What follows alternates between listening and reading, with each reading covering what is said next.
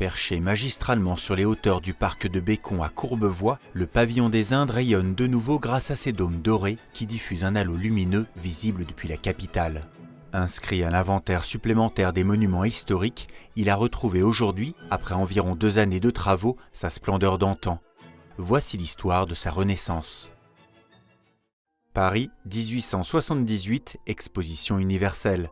C'est pour présenter ses collections que le prince de Galles, futur Édouard VII, a fait construire en Inde, alors colonie britannique, un magnifique pavillon en bois. Démonté à l'issue de l'exposition, les éléments sont dispersés entre divers acheteurs. Parmi eux, le prince Stirbet, aristocrate roumain qui en intègre une partie dans le parc de Bécon dont il est le propriétaire. Ce fragment est adossé vers 1880 à un bâtiment en briques polychromes qui servait d'atelier d'artiste à l'une de ses belles-filles, Georges Achille-Fould, élève du peintre Roy-B.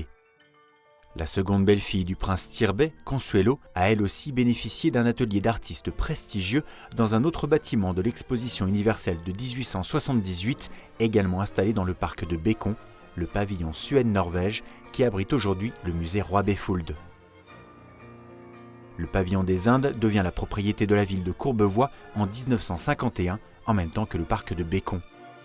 Dès lors, les vicissitudes du temps ont malmené l'édifice qui s'est fragilisé considérablement ces dernières décennies. Devenu incontournable, sa réhabilitation a été décidée par Jacques Kossowski, maire de Courbevoie, en accord avec le conseil municipal. Pourquoi réhabiliter le pavillon des Indes maintenant? Tout simplement parce que nous souhaitions trouver un projet. Et ce projet, nous nous sommes rapprochés de l'École nationale des beaux-arts de Paris et nous leur avons proposé de nous désigner par jury un sculpteur qui aura sa résidence pendant 18 mois dans notre ville. Pourquoi la sculpture? Parce que Carpeaux a terminé sa vie à Courbevoie et la ville souhaitait lui rendre hommage. C'est Frédéric Didier, architecte en chef des monuments historiques, qui a été désigné pour redonner vie au pavillon des Indes. Une restauration qui s'annonçait complexe de par son état de délabrement avancé, mais aussi par la nature unique du bâtiment lui-même. C'est un projet très compliqué au niveau technique. Vous voyez l'état dans lequel est le bâtiment, sa partie en bois en tout cas, donc c'est complexe et finalement aussi c'est un bâtiment qui est lui-même complexe parce que c'est un bâtiment à 2 visages. Il a à la fois sur le boulevard de Saint-Denis en fait une façade je dirais en briques un petit peu d'un pavillon des années 20 et puis il a ce belvédère en bois qui est tout à fait curieusement construit parce que justement c'est les vestiges du pavillon indien. Donc ce sont des modes de construction auxquels on n'a pas tout à fait l'habitude. À l'intérieur, tout est en marqueterie, tout est très délicat et c'est donc un lieu qui est difficile à réutiliser et qui doit être donc considéré pour lui-même. Dans le cas du pavillon des Indes, le terme de restauration est davantage adapté que celui de rénovation, car chaque élément de sa structure, de sa parure, constitue un fragment à la fois d'art et d'histoire. Il ne faut pas oublier que cet édifice date du XIXe siècle. Et pour lui redonner son aspect initial, seuls des artisans utilisant un savoir-faire et des outils souvent similaires à ceux de l'époque pouvaient rendre tout son éclat à ce véritable bijou architectural. Après de nombreuses recherches historiques et des études poussées, les travaux ont pu être lancés début 2012. Sur le chantier, c'est l'entreprise Degen, spécialisée dans la restauration des monuments historiques et qui s'est chargée notamment des rénovations sur la partie en briques, qui a été présente du début jusqu'à la fin pour assurer la parfaite coordination des travaux. Ce chantier est simple et compliqué en même temps. Simple parce qu'on est préparé à ce genre d'intervention, c'est ce qu'on sait faire de mieux. Et compliqué parce qu'il faut s'adapter. S'adapter, on est 9 lots quand même sur cette opération. Chaque intervention dépend de l'autre et on est forcé, on est un peu le pivot de cette opération, on est forcé d'accompagner et de s'adapter avec les demandes des uns et des autres. Également très actifs durant une large partie du chantier, les charpentiers et les menuisiers. Le pavillon des Indes étant principalement en bois, leur rôle a été primordial car la structure avait énormément souffert des affres du temps au point de s'affaisser de plusieurs centimètres. La priorité était donc de tout remettre à niveau sans abîmer davantage l'édifice qui menaçait de s'écrouler. Une véritable prouesse technique. Tout ça c'était affaissé de 20 cm. On était 20 cm plus bas aussi, donc on s'était déjà étayé quand on est arrivé. C'était pour éviter que tout s'effondre. J'ai repris les témoins qui étaient sur place et je les ai consolidés en allant chercher juste au sol pour s'assurer qu'il a plu au sol, hein, parce qu'il ne s'agit pas de, quand on lève d'un côté, de faire descendre de l'autre. Hein.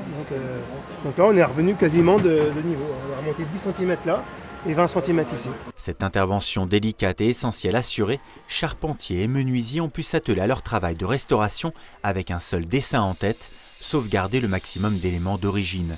Une opération pointue et méthodique qui demande patience, dextérité et une excellente connaissance du matériau dominant, le bois. Ça, on refait à l'identique, tout à fait. Et donc en essayant de garder le maximum de bois qui a son histoire. Hein. Il y a des pièces, on a juste tourné. Comme cette partie-là était derrière, elle était protégée. Donc on a restauré un peu derrière, on a tourné, et comme ça on a la pièce d'origine avec la polychromie d'origine. Comme ça on n'a rien changé. Après, c'est de la patience, il faut bien numéroter tout, il faut bien tout ranger. Et après donc on arrive à ce résultat-là. Évoquant irrésistiblement le Taj Mahal de par ses origines indiennes, le toit constitue l'un des éléments les plus remarquables du pavillon des Indes. Et pour le remettre en état, les couvreurs zingueurs sont entrés en action après le passage des charpentiers sur la toiture, avec comme pour ces derniers un savoir-faire indéniable, l'amour du travail bien fait et une pointe d'innovation. Là, la première étape, c'est ça, c'est le voligeage. Donc on refait tout un plancher qui va nous permettre après donc, de pouvoir poser les feuilles dessus. On a restauré les bulbes, on les a replâtrés. Donc on a réparé les fissures, on a rebouché, enfin bref, on les a remis en état. Et donc là, à partir de ce moment-là, on a pu commencer à couvrir les différentes facettes. Moi, j'ai des principes que j'ai découverts en étant à l'étranger, que j'ai mis en place ici. Par exemple, pour créer tous mes relevés autour des bulbes, pour faire quelque chose de vraiment esthétique, de manière à ce qu'on ne voie pas de soudure. Donc voilà, bon, j'ai mes petites techniques, c'est des agrafures qu'on fait, si vous voulez, c'est agrafé par derrière, contre-soudé. Donc voilà, vous avez alors à part celle du milieu, bien entendu, qui est la jonction des deux bacs, hein, tout le reste, vous ne voyez pas de soudure sur la bande qui contourne. Donc ça fait un peu plus propre quand même, c'est plus esthétique. L'ensemble des travaux de toiture ont été réalisés avec des outils qui n'ont finalement pas réellement changé en plusieurs siècles. On a quelques outils dans notre métier qui se sont modernisés, mais en général, on a vraiment toujours un peu les mêmes outils depuis très longtemps, on va dire. Hein. Nos outils n'ont pas trop évolué, puis là, pour ce genre de travaux, c'est très bien, puisque c'est le même geste, c'est le même travail, donc tout va bien. Le terrain est fin, prêt pour qu'interviennent les doreurs. Ils vont habiller finement et joliment les bulbes ornant la toiture du pavillon des Indes avec le métal précieux par excellence, l'or, qui se révèle à la fois inaltérable et inoxydable. Et pour l'appliquer sur les 7 dômes qui trustent le toit, il est indispensable de recouvrir ceux-ci d'une préparation particulière afin de permettre alors d'adhérer parfaitement aux parois. Reste ensuite la délicate mais passionnante opération de l'application des minces feuilles d'or, l'un des métaux les plus malléables et le plus ductile, selon un procédé bien spécifique. Et c'est l'occasion de mettre en œuvre une technique un peu particulière qui est la dorure directement au carnet et en damier. On commence par tracer une ligne de sol à l'équateur et on va poser à peu près 6 rangs de haut pour commencer. Et après, on va partir en fuseau pour que ça se rejoigne proprement au sommet. Alors qu'en bas, c'est beaucoup plus instinctif, c'est cadencé, c'est rythmé parce qu'en fait, la pose se fait directement depuis le carnet. On prend le carnet, on l'ouvre et on plaque un bout et on le déroule et avec les 2 autres doigts, on applique la feuille. On pose très rapide et ensuite vient le moment pour appuyer où on appuie vraiment avec un pinceau très doux. Hein. L'idée, c'est que la surface soit la plus lisse possible en fait.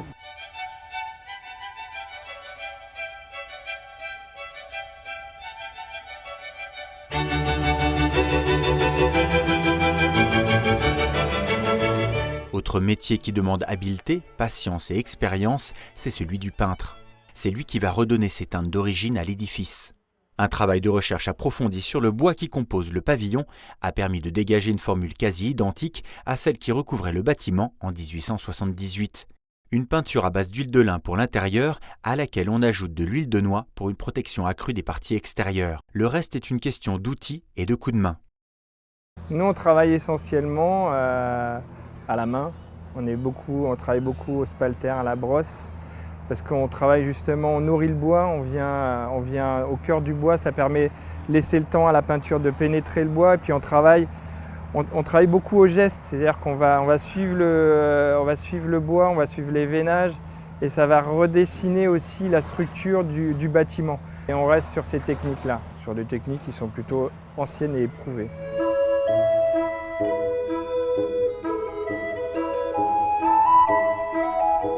Dans le même registre pictural, la restauration des œuvres graphiques est un exercice qui requiert délicatesse et minutie.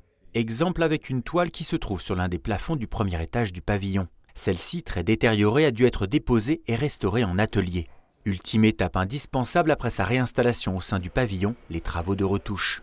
Particularité, ils sont réalisés par 2 restaurateurs, mais un seul se retrouve le pinceau à la main, le second remplissant une toute autre mission. Ces carrés-là, il a des bords très, très sombres. Oui. Donc ça fait vraiment un déséquilibre. On essaie de travailler par 2, ce qui permet de pouvoir tourner autour de l'œuvre alors qu'une personne est en train de retoucher sur place.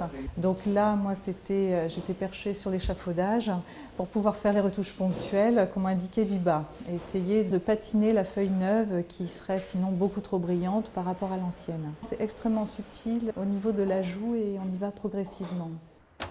Paysagistes, maçons, architectes, très nombreux sont les hommes et les femmes de talent qui sont intervenus sur ce chantier du pavillon des Indes. Des ouvriers, des artisans qui ont pris un réel plaisir à exercer leur savoir-faire sur ce bâtiment chargé d'histoire et d'émotion. Ça reste toujours du bâtiment avec toutes ses normes et toutes ses contraintes. Et c'est un peu de l'artistique parce qu'il y a de la sculpture, il y a de la pierre de taille. C'est des métiers très rares et très artistiques. C'est un super petit chantier, c'est plein de petites parties de recoins, de coupures. Bon, puis il y a les bulbes qui sont magnifiques. Bon, c'est un super petit travail, ouais.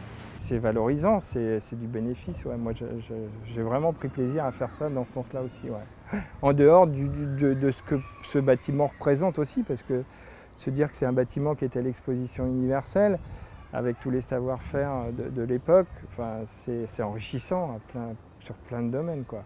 Comme l'évoquait Jacques Kosowski, la restauration du pavillon des Indes était liée à un projet concret. Celui-ci avait 2 objectifs.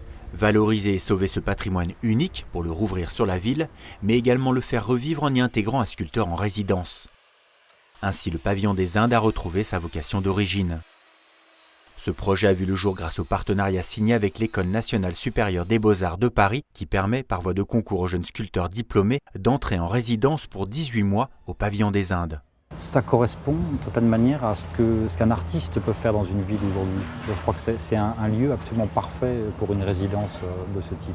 On a un léger décalage, on a une sorte d'exotisme évident, mais en même temps, on est au cœur en fait, d'une municipalité. Et ce qu'on attend d'un jeune artiste qui travaille ici pendant 18 mois, c'est précisément de s'intégrer dans un tissu urbain, de comprendre un contexte, de rencontrer des acteurs de Courbevoie. Et justement, le sculpteur échangera avec les Courbevoisiens par le biais de rencontres, d'ateliers et d'expositions. Outre la résidence d'artistes, le pavillon en bois présente une exposition permanente retraçant l'histoire du pavillon des Indes et du parc de Bécon. Des expositions temporaires seront également organisées pour présenter le travail de l'artiste.